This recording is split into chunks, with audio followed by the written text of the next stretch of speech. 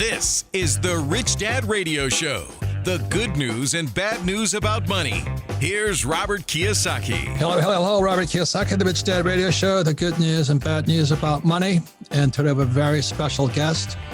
He's a longtime friend who I've never met. This is the first time we're meeting. But I've been following him for so many years. And the reason this is a special program is we have a mentor in common. I think Max, you're the only guy I know who knows of him, and his name is Dr. R. Buckminster Fuller. This is his book here. It was signed by Fuller. It was the book launch in 1981, and radically changed my life. The Rich Dad Company would not be here if I hadn't showed up in 1981. And so I wanted to more talk to you. We want to talk about Bitcoin, but in the context of Fuller. So before we right. Well, one second. Let me bring Kim in. I mean, Kim, the Rich Dad Company is formed because of Fuller, right? With Grunch of Giants and all that. All of it. Grunch of Giants, the heist of the whole school system, of the capital system, the banking system, but also Fuller's generalized principles, of which we studied and which we based our company and companies before this on his principles. So he's been such an incredible influence. Unfortunately, I never met him because he passed away before I knew of him a year before. But it's going to be a great show, and I'm really, really looking forward to it. So the reason Max is on, because he's an old friend I just met for the first time, but it's that, he's the only guy I know who's ever mentioned Fuller. And so that's why Max, I should have bought Bitcoin when you talked about it, but I didn't. Anyway, I bought some now. But anyway, and what we're going to talk about is Fuller did mention Bitcoin in his predictions. He was a futurist. He made so many predictions that have now coming true, and Bitcoin was one of them. So Max, old friend, for the first time we meet, welcome to the Rich Dad Show. Yeah, great. I feel richer already. I'm getting richer just sitting here. It's fantastic. Thank you. So Buckminster Fuller. So that book, Critical Path, came out in 1981. I was then 21. I was just finishing up college and about to enter a career on Wall Street. And, he seemed to me to be commensurate with a lot of the punk thinking at the time. He's a punk scientist and a punk engineer. And what I mean by that is it's all about do it yourself. Just do it yourself. You don't need outside, legitimacy. You don't need accreditations. You don't need approval. You don't need the status quo. Just really think, probe your own mind. And there's so many rich things in your own mind. So two things that really stood out for me. One, of course, you mentioned money and his thoughts about money and thinking about money. The other thing is that his organizing principle, or one of his organizing principles, and he gives some anecdotes about his life, about how he decided at one point that he would not do anything unless it benefited humanity as a whole. Amen. Right. And so this is a really phenomenal way to think. And then he went on to do things like the geodesic dome and other designs, the electric car, which we had that principle in mind, that he's going to do things to help humanity, and he's a designer. So his design parameters were, does this help humanity, right? And so this is very interesting. It goes against a lot of the ethos of what we look at, particularly in economics and finance, where it's all about individual and it's all, the economics of neoclassical economics of Adam Smith and about the invisible hand, and everyone is pursuing their own individual interest to result in the greater good of prices for everybody. The work of Ayn Rand is often quoted, which echoes this sensibility in a big way, and clearly Buckminster Fuller had a completely different way of looking at things. But it wasn't political. It was from an engineering perspective and from a humanist perspective, and more like a Renaissance perspective. I think you could say he was a Renaissance man in the truest sense of the word, in that he was ushering in really the internet age, and we can talk about Bitcoin, how it relates to that. So it had an impact on me. I started on Wall Street, and Wall Street at that time was a very creative period in Wall Street's history, because the age of discount stockbrokering had just started with Charles Schwab. And so a lot of the Wall Street banks felt threatened. And they got into some very creative thinking, how to package products, package new products. This is the age of Michael Milken, the leveraged buyout, which was a very creative way to use debt to acquire companies and things like that. And so that's how I spent my 20s. And I always had in the back of my mind this idea. And I was also, up until Wall Street, I was at my university, New York University.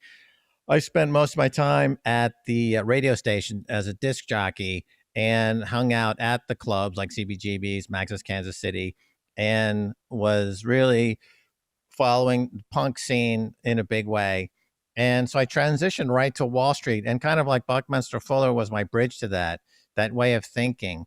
And so this got me thinking about money, finance, and markets in a way that I saw them as plastic and very malleable as a medium, not as anything that was hard coded, but something that was, you could enjoy some self-expression actually. This ultimately led to me creating the Hollywood Stock Exchange in the 1990s, which is kind of an attempt to bridge money in Wall Street with self-expression. So that was a different chapter, but that again was related, I think, to Buckminster Fuller. But getting to Bucky's design concepts of money, it's this whole idea of money. Let's look at money from a design perspective and best practices from design, and take it away from politicians and take it away from bankers. If you're an engineer and a designer, how would you approach money? And I think that's the path he set us on. To be fair, Henry Ford made similar comments back in the 1920s, talking about energy money and things like that. So those are the two, antecedents, I would say, in thinking philosophical wise, where we can get into the Bitcoin's design. But his separation of the state and politicians from money, and to take it from a design perspective, and to have his attitude, which again has that punk sensibility of essentially just do it. You don't need the system. Yeah. Max, what he said, because I was in rock and roll in 1981. I was working with, my first date with Kim was to the Police and Van Halen, Boy George, and all that. So I just loved the music scene. But I want to ask Kim, because she never met, but when I met Kim, this is the sequence. Was 81 was critical path. I studied with Fuller 81, 82, 83. And then 2 weeks later, after the summer of 83, he passed away. And that's when his book, Grunge of Giants, came up. And it was basically about the people that run beyond the Fed. And so when I met Kim, Fuller hit me right in the brain. I said, I will never work for money again. I'll work for humanity. And that's when I got out of rock and roll. So Kim, that's when I met Kim right after Fuller passed away. So Kim, what was your understanding of what was happening? Well, I remember, you were in rock and roll and you loved rock and roll and you loved that business, but you were kind of you were torn. You were conflicted inside because you were studying this guy Fuller, and Fuller said to you, what do you do for a living? And you said, I make money. And he said, what a waste of a great mind. And we've always, since meeting you, Robert, is how I got to know Bucky. And one of the lines that he said that we've always operated by is the more people we serve, the more effective we become. And that's always a principle that's guided us. So we've never done it for money. That was never been the initial goal. The initial goal is how do you serve more people more effectively? But that's always, and then once you left rock and roll, then you were kind of set free. Right. So Max, this is where you fit in. Okay. So 81, I studied with him, 82, 83, Grunge of Giants comes out. And I'm reading Fuller's predictions because he died in 83. And one of his predictions was he predicted the internet which would come out prior to 1990. He said there'd be a new technology entering planet Earth prior to the end of the decade. So that was 1989, the web came up. And then he also said computers will make it practical. This is a direct quote, to electronify wealth distribution. that accomplish the movements of goods and servants, that is more channeled design structures, not Big Brother though, since no central planning authority. So that's that whole thing. And so when I saw your patent, this is my question, Max. Are you Satoshi? Oh man, you got me. Because you were tuned in too. You got me red-handed. Well, I should have listened to you when I first came across you, but I didn't understand it at the time. yeah, well, I mean, he also said things like he talked about a synchronous database and synchronizing things around the world. You know, I personally, there's an overlap for me between Buckminster Fuller and this idea of synchronous databases and global money and the work of Carl Jung, you know, who I follow pretty closely as well in terms of his ideas about synchronicity and the collective unconscious. And I think that Bitcoin... Max, you dodged my question. You didn't say yes or no. You're Satoshi. all will be revealed. You know, it's all... everything is revealed at the time it should be revealed. You know, you can't let things happen out of the timeline that they should happen, right? I mean, Max, you were tuned in. I mean, my God, I was tuned into something else, but you were tuned into this whole cryptocurrency. Well, I do have a patent on a virtual currency that's from 1996. So the Keiser patent, U.S. patent 5950176.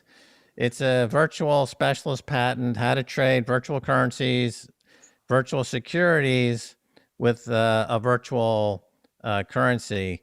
So that's what I patented. So when I heard about Bitcoin in 2011, it was a leap beyond what I was thinking about, because all the virtual currencies and digital currencies up until then were centralized to some degree. All market making, all federal banks, all political considerations regarding money are all centralized. So the thing about Bitcoin that breaks it from everything else is that it's decentralized. And how do you create that decentralized network? And I think it's interesting because, again, getting back to Buckminster Fuller, you know, a lot of his writings, from you look through it through a political lens, you would say this is not capitalism. This is something else. This is maybe the opposite of capitalism, and yet the result are tools that enable those who can call themselves capitalists to do fantastic work as capitalists. But you know, there are a lot of elements to this post-internet age. Like we have the free open source software movement. You have Linux, which is free, essentially free software. You have Richard Stallman was big in his idea of free, unlicensed software. The Lawrence Lessig's work with the Creative Commons license, which is outside of the trademark and patent system. And during the early part of the internet age, there was this tremendous, and you would appreciate this, and you were there as well. You had the work of those who considered the internet to be really a revisitation of the 1960s and the free love movement, and those who were taking drugs and hallucinating, Timothy Leary and those folks. There was a moment in the internet's history before it became completely corporatized,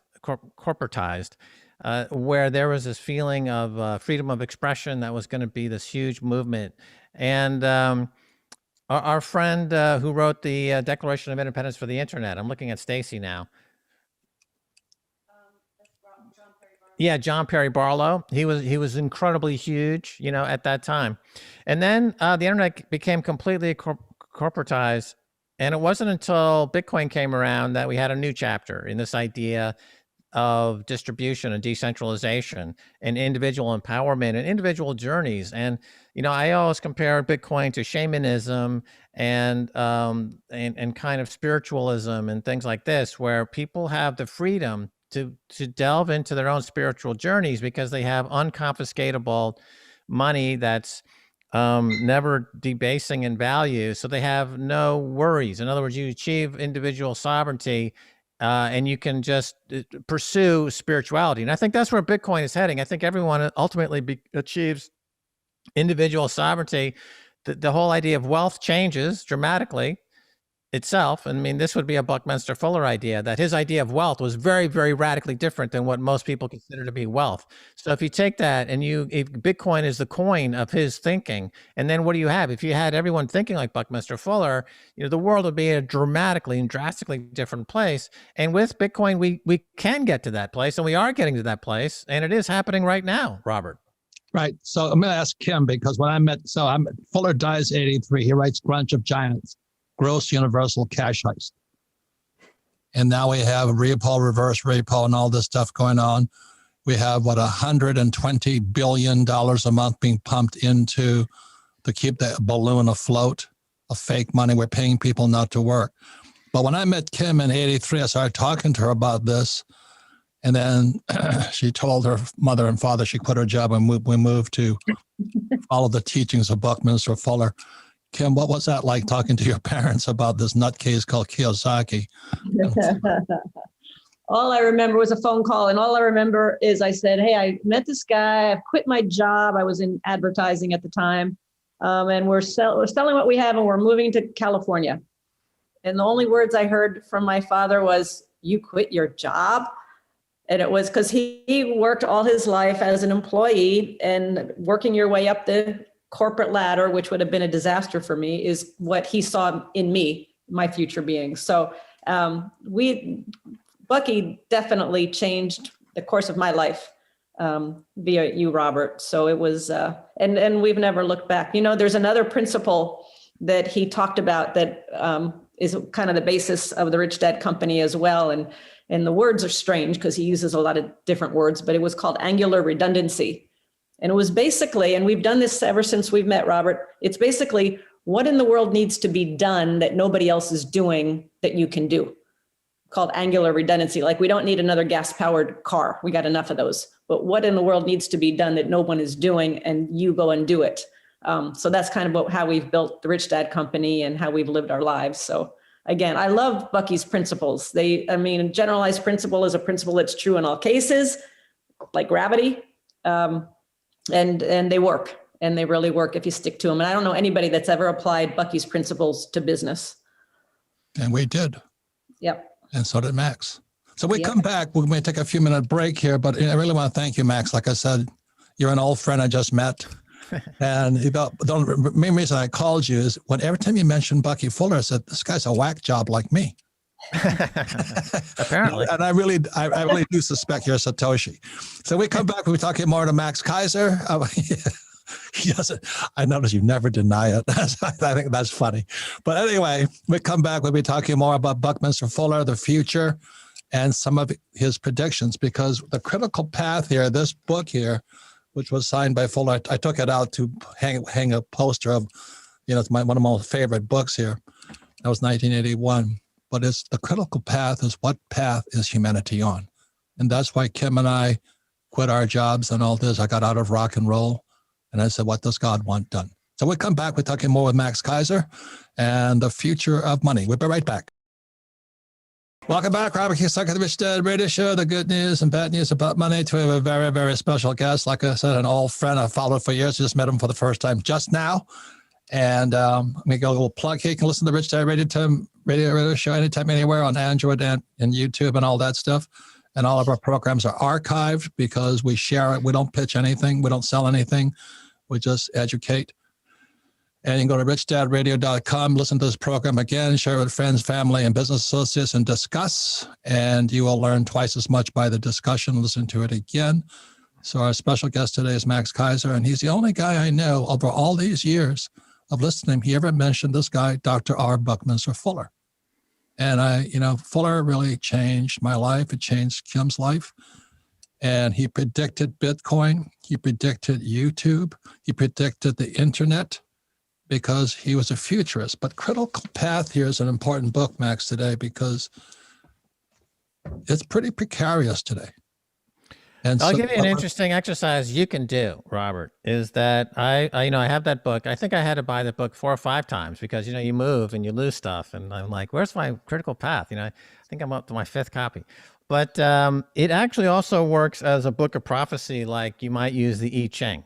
with the I Ching, you can construct a mandala or a six-sided symbol, and then you consult the book, and it gives you prophetic insights into your future.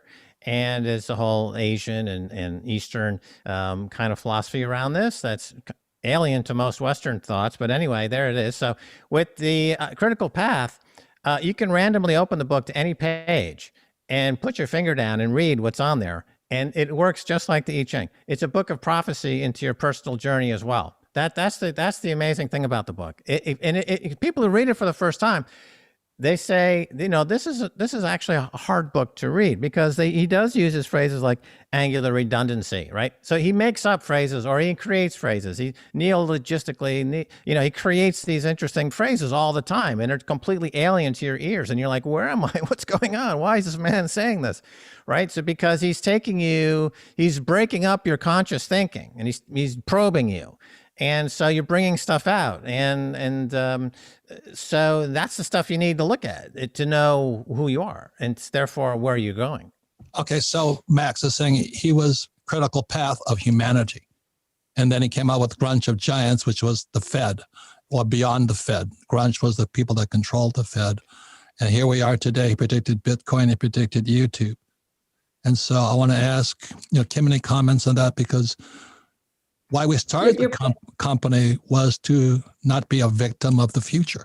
He said, we are to be the architects of the future, not as victims. Yeah. And so with that, we formed the Rich Dad Company to do what God wanted done, which is educate. Yes. And so my question, that's a great line, because we're designed to be architects of the future, not victims. And so my question to Max is, how do we, from where we are today, become and be those architects of the future, because the future is looking rather chaotic. Well, I'll tell you, one thing anyone and everyone can do is to find a soulmate, fall in love. I mean, you two are obviously been around a long time. You are in love. I've got Stacy. And being in a marriage and being in love is one of the most rewarding things anyone can do. And it tells you about yourself in a way that you could never find out any other way.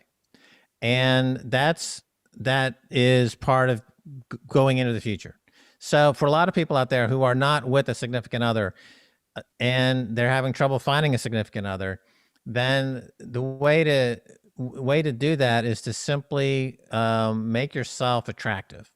And you make yourself attractive by cutting out all of the shit habits that you might be involved with, and just doing good habits and taking care of yourself, and you will find a partner. And once you find a partner, you're ready for life. Thank you. Any comments, Kim? No, that was not the answer I was expecting. Max, I was thinking Bitcoin, economy, money, the Fed. Well, I think everybody is looking for the magic key, but the magic key is already, we know from as humans what the magic key is. The magic key is love. Yeah. And the way to express love is with another human being. Right. And so partner up and go forward into this mysterious cosmic voyage on spaceship Earth. So, when I'm, as I said, 83, Fuller passed away in 84. Was 84, Kim, we meet? 83? 84. And it was only because I said, I'm not going to be in rock and roll anymore. I'm not going to work for money. See, in 1927, Fuller stopped working for money. And he said, I would only do what God wants done. And so I said, well, if it worked for him, he called it guinea pig B. I think I'll try that too. And I met Kim, and she says, well, let's try it. And we stopped working for money back in 1984. It's been one hell of a ride, huh, Kim? It's been a hell of a ride. But magic happens when you commit to things like that. Yeah. So well, he had an amazing confidence in himself as an engineer, and so he had a vision, right. And that vision was engineering things like geodesic dome and other things that would be good for humanity. And we have somebody else in our midst these days, like an Elon Musk, who has incredible confidence as an engineer, who is putting out things that are incredible products and scientific products and engineering products. And he's taken everybody on a bit of a journey. And he tries to articulate that journey in his own way. He's not a Buckminster Fuller. He would never write a book like Critical Path, but he is somebody who I think we can look to as similar to some degree, because he's somebody who has that confidence in themselves. Steve Jobs was also somebody who had the confidence as an engineer, as somebody who felt that they could architect the future and future-proof themselves. Then is that a gift? Can you learn that? Where does that come from? I think in Buckminster Fuller's case, he felt it was below the surface and he needed to reach in to grab that. And the only way he could do it was to make that statement, I'm not going to work for money. Because if you're working for money, it is a very short-circuiting loop of the incentives are terrible, and you end up digging a personal and spiritual hole that you fall into. And so that's why a lot of people that I know, and we've dealt with a lot of rich people throughout our careers, and many times rich people are miserable, because they never really are on a journey of self-discovery. And as a result, they are not miserable. Conversely, I've met many people all over the world who have maybe $5 to their name who couldn't be happier, because they are completely comfortable with themselves and they're completely comfortable with the world. And that to them is infinite riches. And when you say, you could be a gazillionaire, they're like, I am of planet Earth. I am already a gazillionaire. I don't need any more. I am with Earth. I am part of Earth. And you see this all over the world, Robert. And so this money is not the difference.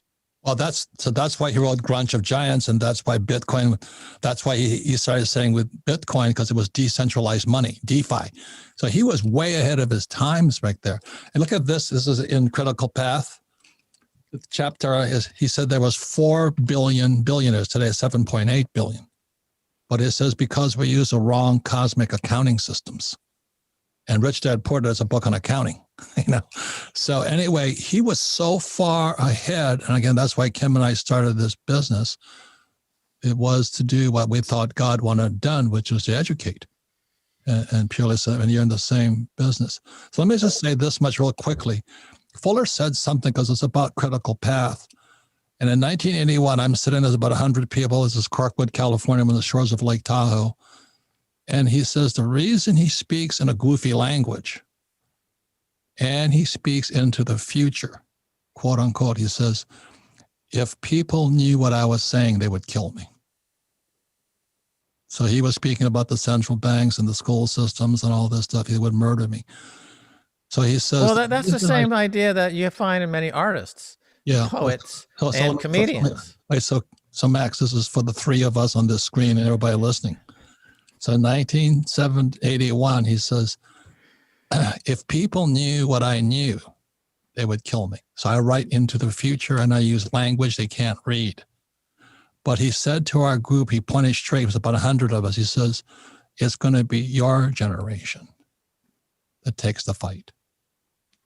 And so here we are today taking the fight. And that's why I wanted to, to talk with you and all this, because you're in a fight. I'm saying all along that this is going to end up in a major fight. I'm seeing it just in the last 2 weeks in the Bitcoin community. I've been saying for years now that it doesn't matter how friendly the regulators are. It doesn't matter what corporations buy it or don't buy it. At the end of the day, this is going to end up in a fight. It's going to end up in a serious fight because this is so disruptive to the status quo and the legacy system. Bitcoin takes apart grunge. That's why when I read, I read that book, I went, oh my God, what is this guy saying? But people couldn't understand him because he was writing about the future. And I have bad news for all of us listening to this program. Critical Path is today. So Kim, what are we doing about it? Yeah, so I just have a question for Max. When you say that there's going to be a fight, because we agree there's this big fight coming, is it the fight from centralized to decentralized? Is that the fight? What do you see as the fight? It's a fight from centralized systems to decentralized systems. But you hear it in the rhetoric right now from senators like Elizabeth Warren just out this week saying, basically she's throwing the gauntlet down and picking a fight with Bitcoin Brad Sherman is another politician who's been openly hostile to Bitcoin. And they're getting to they're circling the wagons. They're getting their rhetoric together. They've come up with ESG, the environmental considerations, as the rallying cry for their attack on Bitcoin. Even though there's no basis for that, it makes no sense. But we know from history that propaganda is not based on things that make sense. Propaganda is based on an emotional appeal. If you can emotionally get people to throw away reason and think purely on emotional basis, you can rally them to do things against their own interest. So that's the only way they can attack the Bitcoin folks, to get people to attack them. But here's the great thing, Robert, is that Bitcoin is designed to attract attacks.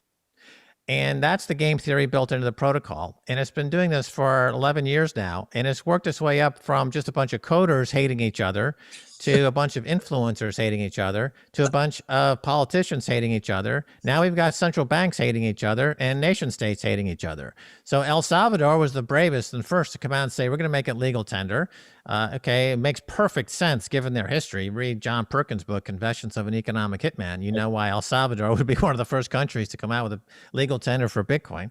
And so now you got U.S. senators coming out and hating on Bitcoin. But the more they attack it, the more hash rate goes up. Therefore, security goes up. Therefore, price goes up. So the more they attack it, the more the price goes up. And at the end of the day, they only have one weapon in their arsenal, and that's money printing. So I say, attack me all day long, because I know the way you attack me is by printing money, and therefore my Bitcoin's only going to go higher. So knock yourself out, Liz Warren. Knock yourself out, Ben Bernanke. Attack me all day with your money printing. I don't care. Here's my money gun. Where's my money? Where's my money? I got my money guns. They're all empty. Nevertheless, hit me with your best shot. And are they just so afraid because there's so much power behind Bitcoin and so many people are does it have the possibility to wipe out the monetary system or change it? Definitely change it. Well, it's happening right now because you are replacing, as Buckminster Fuller, to go back to his work. I mean, the design is disruptive. It's this immutable network that gives private property rights to billions of people potentially, and they can't censor it. I can say we can transact with it at any third-party intermediary. It's unconfiscatable and mathematically certain to go up in purchasing power. I mean, if you look at the three major categories of investment, you've got fiat money, gold, and Bitcoin. Fiat money is not volatile, but you're guaranteed to lose purchasing power. Gold is somewhat volatile over time, not a little bit, and you're guaranteed to maintain purchasing power. Bitcoin is volatile, and you're guaranteed to increase purchasing power. Guaranteed. Now, I started on Wall Street. You very rarely, if ever use the word guaranteed. But I can guarantee you, because I know 2 + 2 = 4. I know mathematics is real.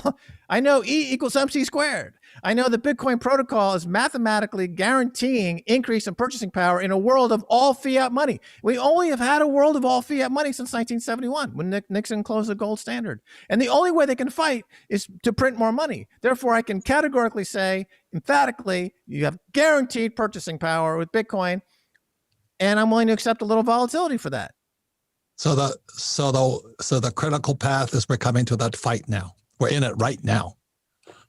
Yeah, we're in the fight. We're doing these parties now all over the country. We're coming to where we're taking a victory lap. It's this victory celebration. We won. Essentially, I'm looking into the future right now. I live in the future today. We won because they lost because they put 100% of their vested interest into money printing, crooked accounting, and a very corrupt connection between Wall Street and Washington. I mean, when Washington is starting to tell Facebook that they're going to monitor what's happening on Facebook, that is what we would say, if we were historians, looks and smells an awful lot like fascism, right? Let's call it what it is.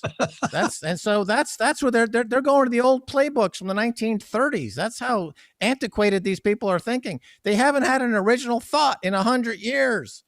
And they're trying to control Generation Z. They're trying to control the millennials, the biggest generation in history, by saying, well, we picked up this textbook from Mussolini that he wrote about in 70, 80 years ago, and it says we should be fascist. So we're going to try that.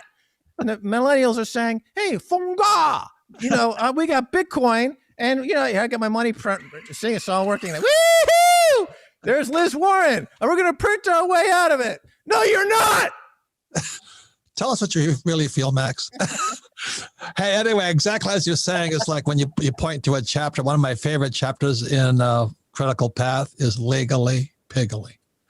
It's how corrupt our legal system is today. So anyway, Max, we're out of time. Like I said, you're an old friend we just met. You're the only guy I know that understood Fuller, and I appreciate you continuing the fight. Final words, Kim? I just appreciate you, Max, and look forward to learning more. I just want to also, you are the host of the Keiser Report. Most people know this already, but you're the host of the Keiser Report and Orange Pill podcast. So that's where you find Max. That's right. I'm Mr. Stacy Herbert. Well, thank you for your gift. Thank you for the work you're doing, Max. It's so important. So appreciate it. All right. Well, great chatting with you. Let's I think 2021 is the year we rock and roll. Your rock and roll dreams are coming true in 2021, Robert. It's all happening. You and Stacey, keep up the good work. Thank you very much for being part of the Rich Dad Radio Show. Thanks, Thank you, everybody. Max. We're coming back and we'll have a final wrap up. So thank you, Max. Welcome back, Robert Kiyosaki, the Rich Dad Radio Show. Good news and bad news about money. And we really want to thank Max Keiser. Like, he's an old friend we just met for the first time. But he is the only guy I know in this vein of work we do who understood Buckminster Fuller. And the book, again, was Critical Path. This is the 40th anniversary.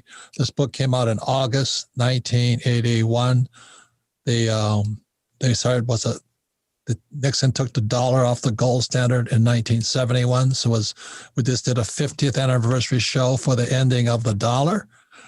And this is the 40th anniversary for Critical Path. And Max is the only guy. I keep hearing him mention it, and he's a big Bitcoin. I still think Max is Satoshi, but anyway.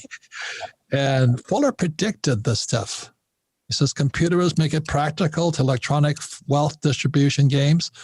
He says, but not Big Brother, since no central planning authority can do this. He also predicted, this is all quotes, he goes, he also predicted what we're doing exactly today. He says, it looks like a planet of professors on tenure, working hard, doing more metaphysical stuff than before. So you look at, Max and I are not professors. Kim's not a professor. Gamma's not a professor. Mark Moss and Peter Schiff. We're not professors, but we're the real teachers. And the fake teachers are in schools. And they're all communist anyway. So what the hell? But Fuller was so way ahead of his time. But let me repeat this. We're sitting in this room, 1981, 40 years ago. And he says, the reason I speak in the same strange language and I talk about the future, because if people knew what I was saying, they would kill me. Then he turned to our class. This is 1981. And he says, unfortunately, though, it's going to be your generation that takes the fight. And here we are today. So that's why Max Keiser, every time I kept hearing him speak about Fuller, I said, we better dial him up and talk to him. Any comments, Kim? Well, I always love talking about Bucky. So that was really fun talking with Max and talking to somebody that really understood Fuller and the principles and his engineering mind. That was really fun. And I think it's interesting, if this is the 40th anniversary, the next 10 years might be unrecognizable given this fight that we're in right now. So I'm interested to see where the 50th anniversary of Critical Path takes us. We're in the fight now. Sarah, what'd you think of the program? Well, like you, I picked up the 40th anniversary and how impactful that was, but at the same time, the 50th anniversary. So it's like the universe of money was changed 50 years ago, and the universe of money is being changed now. that's such a cool thing. But then the second thing is he mentioned Bitcoin was designed to attract attacks. And we talk about us getting ready with your capitalist manifesto. We're getting ready for the attacks. Yeah, I'm coming out with a new book on the Marine Corps birthday, November 10th. It's called The Capitalist Manifesto. And we're preparing for the attack because that's what's going to happen from the other side. So all of this episode was full of signs and like things coming together. It seems like right at the right time, and makes this episode even more special. Comments, Kim? No, I'm such a fan of Bucky's that when Bucky, when we follow his principles, magic happens. And to get more and more people aware of what he stood for and what he was about, he was all about decentralized, and he was about bringing wealth, and not wealth in the traditional sense. He measured wealth in time, not in dollars or currencies. He said wealth was the control of time. Yes. Yeah. So to bring his principles, and if we can make an even stronger impact and bring these principles to more and more people, as Max said, we'll be in a better place. So the fight is on. It was tough because we stopped working for money. So in 1984, Kim and I left with Blair Singer, went to California. We're homeless, living in a car. But it's a hard road to take when you say what needs to be done that people aren't doing, or what can you contribute to make the world a better place? That was not an easy journey. It's easy to just work for money. That's easy. But to really look at what can you do as an individual to make this world a better place, that's a tough question. And that's what we've been doing for the last 30 plus years.